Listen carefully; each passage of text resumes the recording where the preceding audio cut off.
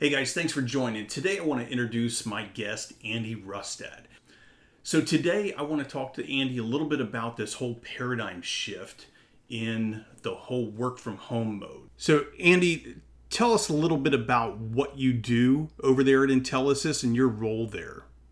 Yeah, absolutely. The solutions engineer for the Southeast. So I cover Kentucky, Tennessee, Georgia, Alabama, Mississippi, Florida, and the Carolinas, supporting partners.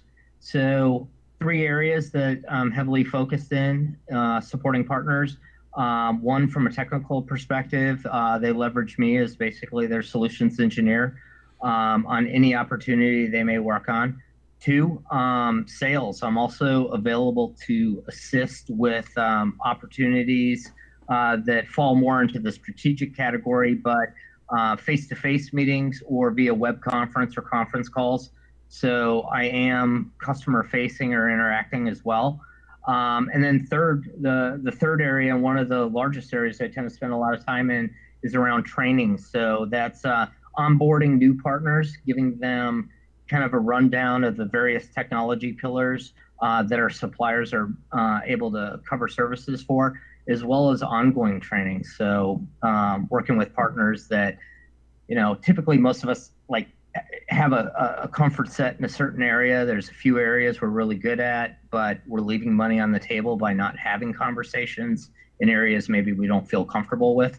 So I do a lot of training to help partners feel more comfortable in areas that maybe they don't have much experience with.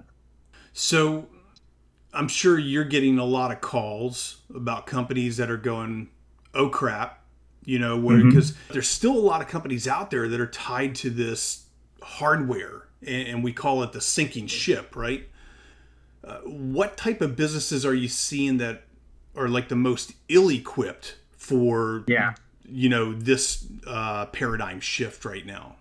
Yeah, it's interesting. It kind of runs the gamut. So, we're seeing small organizations all the way up through the large enterprises having challenges.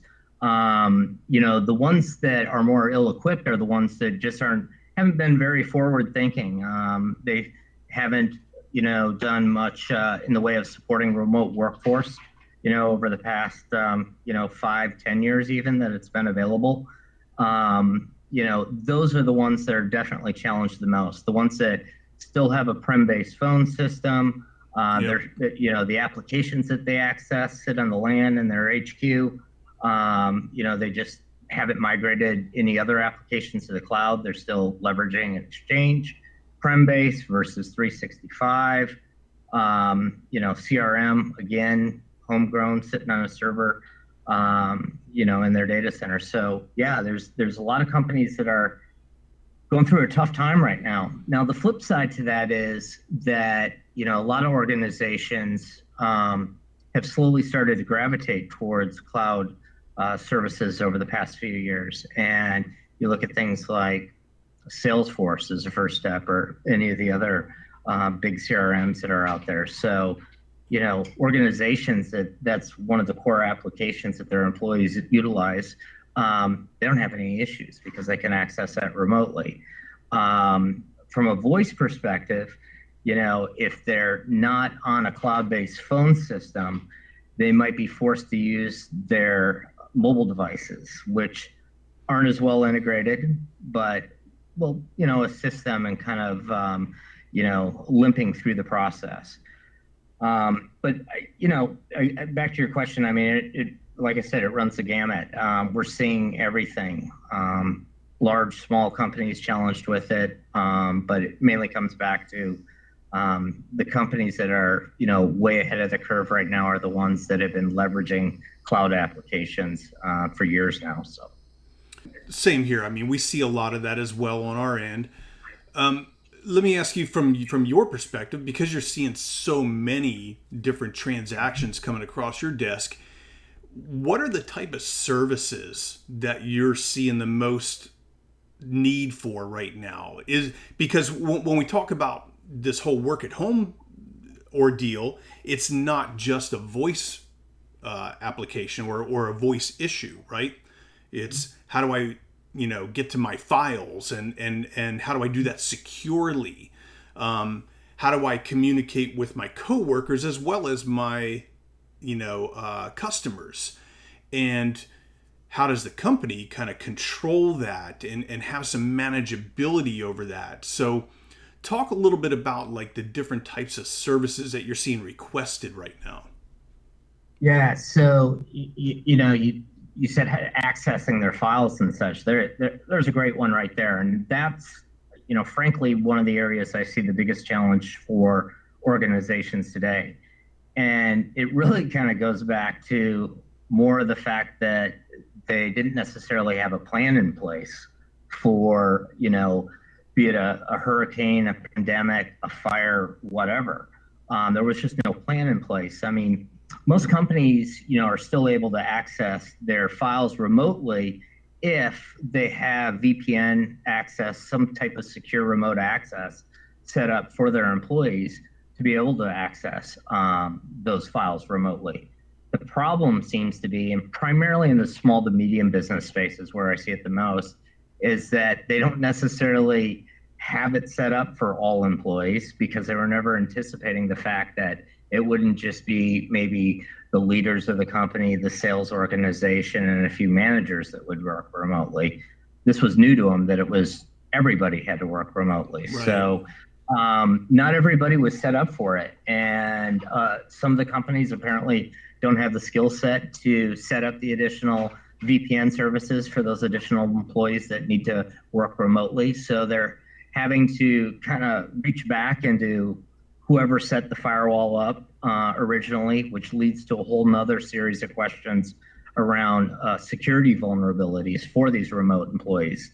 They just, in short, weren't prepped, across the board for all their employees to have to work remotely. Other areas, the voice piece of it, that's a huge request right now. A lot of calls coming in, companies looking to, for solutions that will allow them to rapidly move away from a prem-based phone system to, a UC platform that's cloud-based. And it's kind of an interesting area because what's really nice about this, as far as being able to turn people up quickly and address those urgent needs, is that most of the UCaaS providers out there, Unified Communications as a Service, have the ability to spin up new customers really quick. In typically one of the long poles in the tent as far as deploying those solutions is, setting up the LAN and possibly installing a power over Ethernet switch and VLANs and stuff like that. But under these circumstances, the UCaaS suppliers can spin these people up really quick, set them up with a mobile application just on their cell phone or a soft phone on their desk, and they can have them up and operational within a few days. So that's been another great area. And the third one that we've seen the most is around collaboration tools. Everybody's been talking a lot about Zoom over the past few weeks, and WebEx and GoToMeeting, and there's a whole bunch of them. Teams. So get a lot of calls, and they're like, "Hey, we need to get set up quickly with something that allows us to collaborate internally as well as externally with our clients, and we're looking for the quickest, fastest way to get this done." And like I said, there's these cloud-based solutions are easy to turn up relatively quick. In fact, Microsoft Teams, we have a lot of customers out there. We all do that, are already leveraging Microsoft 365, but maybe they weren't even using Teams in the past, and they don't even realize they have some of these tools already today. Yeah. So. I mean, we've got a client right now that has Teams, just moved over from Salesforce to Dynamics and got 1,000 users. And now they're going, okay, maybe we leverage Teams as part of that UC rollout. And so, I mean, it's something that companies, I think, are looking at, what do I have in my toolbox now? And then what do I need to add on down the road? But one of the things I want to touch on is you mentioned Zoom. I'm not sure if you saw it in the media. Zoom was kind of targeted in the media lately because of their uh, Chinese heritage and the Yeah. fact that people were worried about security. So, do you see some of those security concerns coming up as people are moving to this remote workforce? Oh, absolutely. The big driver right now is that people just, I mean, their businesses are struggling. Their first goal is to get people up and operational. Security is second, which is strange to say, but that's really what's going on right now. Yeah, endpoint management, endpoint protection is something that we're having a lot of conversations about. But the companies that we're dealing with are primarily just struggling to be able to answer phone calls or get back to their applications, to get that information to be able to work with their clients. So, Well, just so that companies understand kind of the evolution of where we're at today. Any companies that mhm. watch this video later, explain, because in the old days when we were selling, Avaya and Cisco, it was not just putting a phone in somebody's home, but it was maybe putting a VPN device there that actually Yeah. created that secure tunnel. Nowadays, everybody's just talking over broadband. So, what are the UC providers doing to protect that conversation and put some security boundaries around that? Yeah, not all of the providers are completely secure, but a lot of them do provide encrypted voice traffic. So that it's I don't see the voice piece coming up as often as a security concern, with exception to some of the what's been showing up recently in the news about Zoom. I do think Zoom will take care of it. I was happy to see their CEO kind of jump out immediately and say they were going to address the issues, which obviously they had to. It was a big deal. Yep. I think just about every household in this country was, in one way, shape, or form aware of that, just because of the fact that so many of us have kids using it at home. Schools are using it, churches are using it. I mean, everybody's using Zoom right now. Yeah, you name it. And it was, yeah, it's unfortunate that they have had these issues. And there's definitely other products out there that have been out for years, and are proven. Cisco, GoToMeeting are enormous providers out there that still have a tremendous amount of market share, as well as probably another 10 or 15 of them out there. So there's a lot of options out there. Zoom's just a very popular tool right now, and a lot of people like it. I Right. like it myself. When it comes to businesses that are making this transition well, you mentioned a lot of the businesses that are doing well at making the transition are the ones that are already in the cloud. But let's say, one of the things that we're seeing is, say, contact centers. There's still a ton of contact centers that are on premise based equipment. And now they're going, okay, what do I do? I've got all this, this huge building that I'm paying rent on, and I've got all this infrastructure, and now I can't leverage it because I've got to push my employees to moving remote. Are you seeing contact centers coming to you guys going, oh crap, help me out, what can I do? Oh yeah, absolutely. The contact center space is, for the more strategic opportunities that we work on, that is definitely the area we've seen tremendous pickup over the past few weeks. And as soon as the states started mandating that no more than 10 people, could be together Yeah.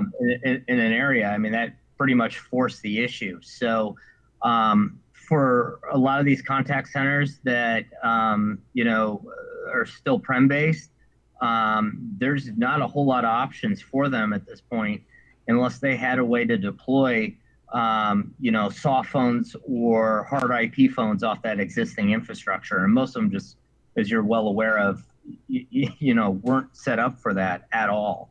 So a lot of them are looking right now at moving to the cloud.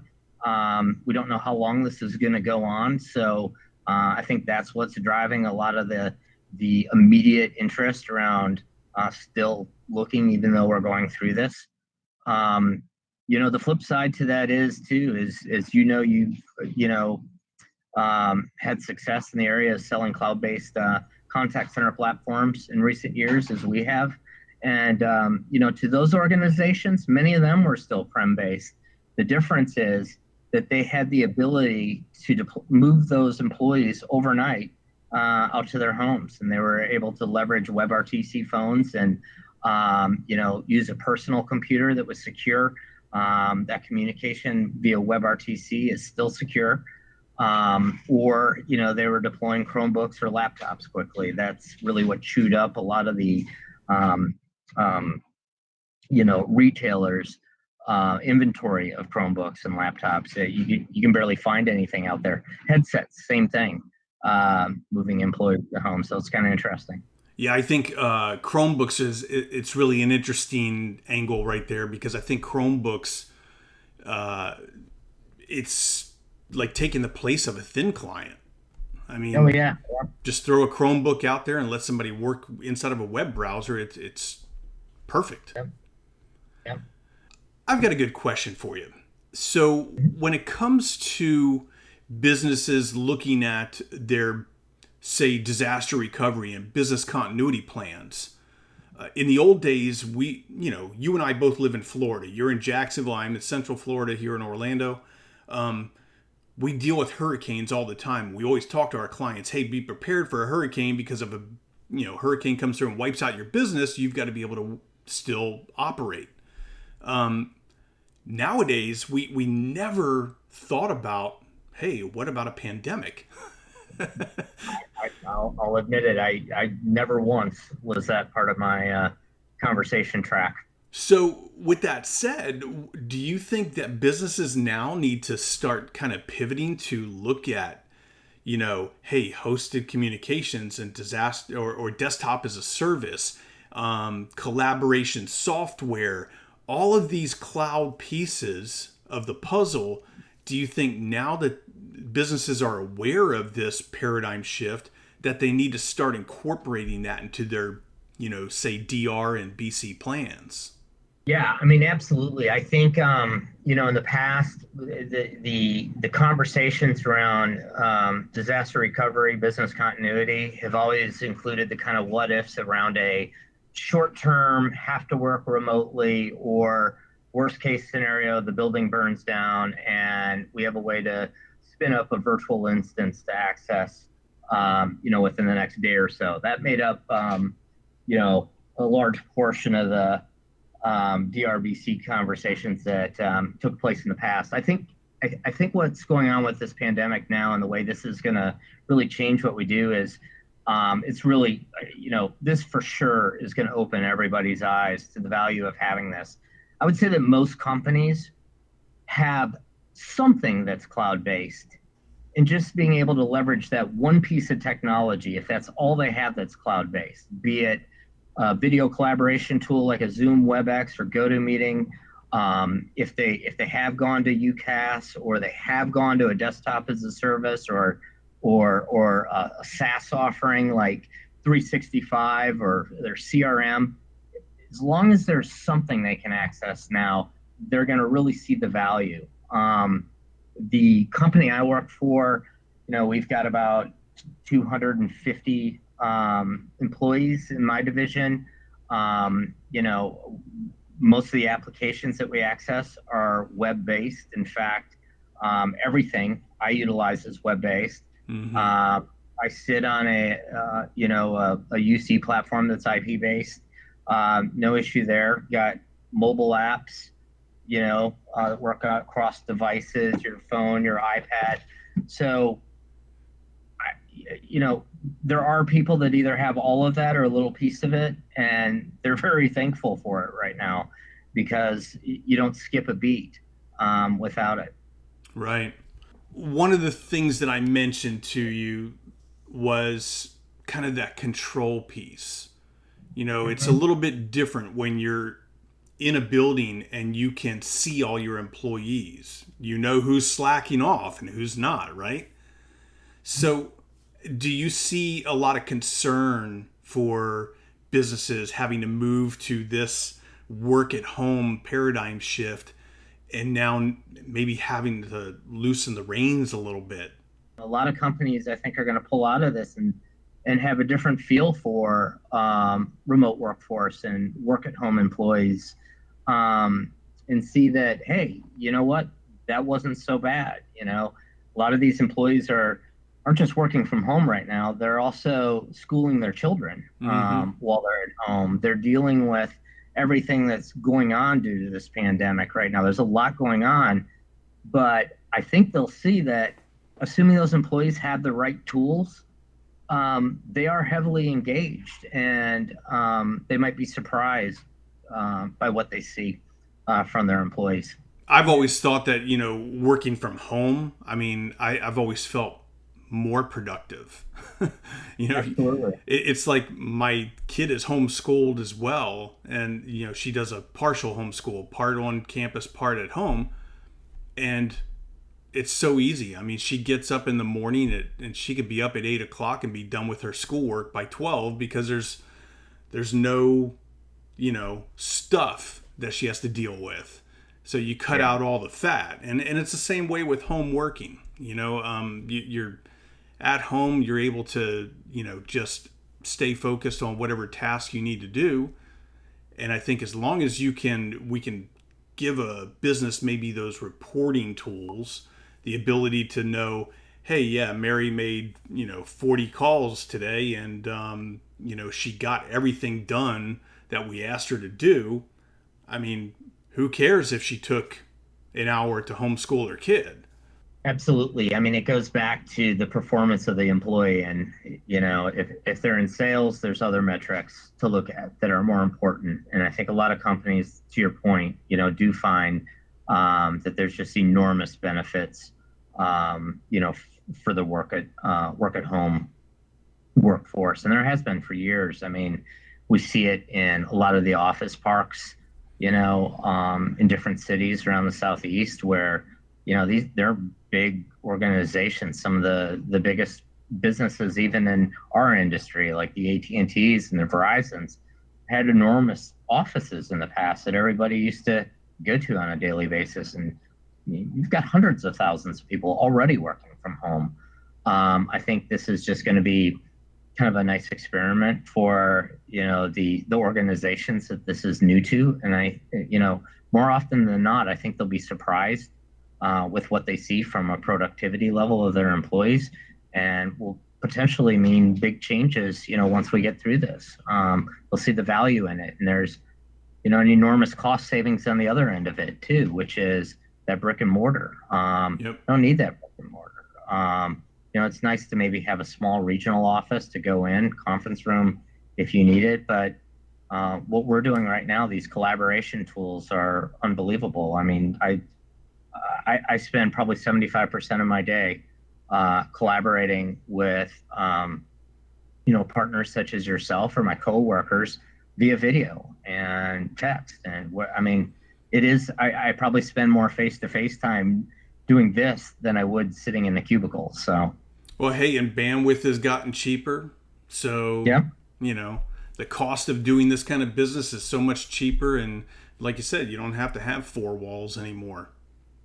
So no, it's an interesting time. But, certainly. it's one of those things where I think, businesses are just going to have to take a hard look at all of the applications that they're using today, and look at the health of their employees, because I've always said for years, even when it came to the contact center agents, when we would talk to call centers about building up your contact center, why not have work at home employees? Because it broadens your pool of employees to be able to tap into. So now it doesn't matter if I've got a guy in a wheelchair sitting at home and he's a great worker in a contact center, but maybe he's challenged to be able to come into an office every day, or you got the stay-at-home mom, whatever it is. It just broadens your horizons as a business. And in my opinion, I think it's going to also help to drive down employee costs, because you're also going to be able to provide a value, such a high value to employees, that they're going to be willing to probably work for less, being that they could work from home, than to have to make that commute every day to a building. For a lot of us, this kind of just seems the norm, the work at home thing. But I would almost, work from home would be number one or number two on my list of requirements for any job that I could possibly work. The benefits are enormous. So, in moving forward, we've had this pandemic that we've been going through. What can businesses do to prepare for the next pandemic, or for to make sure that they are prepared when it happens, whether it's a hurricane or another virus or whatever that keeps them from being able to do business the way they normally would? What would you tell a business today to do? Yeah, I mean, we're seeing it just off of the conversations we've had over the past few weeks, and it really comes down to education. Frankly, most companies that we're talking to now just weren't prepared for this the same way they wouldn't necessarily be prepared for a hurricane or something, or a fire. So one of the biggest things out there is, building a disaster recovery business continuity strategy. This isn't just something that you think about and talk about, as the hurricane's arriving or in the middle of a pandemic. These are things that you have to prepare for. You have to document, you have to practice. And, the best advice I could give end users out there is to make sure that they're, either working with their internal IT department or strategizing with a third party, organization like Derek's that, is able to assist in that process, in the development of, DRBC plan. Well, cool, man. Look, I appreciate you jumping in here and talking with me about this stuff today. Okay, cool. See ya. Thanks, Bye. Andy. Bye. At VocalPoint Consulting, our goal is to provide you with useful information, stuff that's impactful, timely, and that you can actually use in your business. The advice that we provide at VocalPoint Consulting is tailored specifically to your business.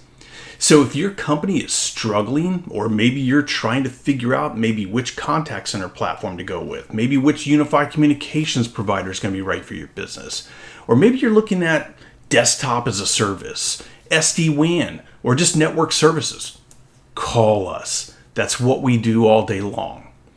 At VocalPoint, we will provide you with sound advice that you can actually trust. So thanks for tuning in to What's the Point?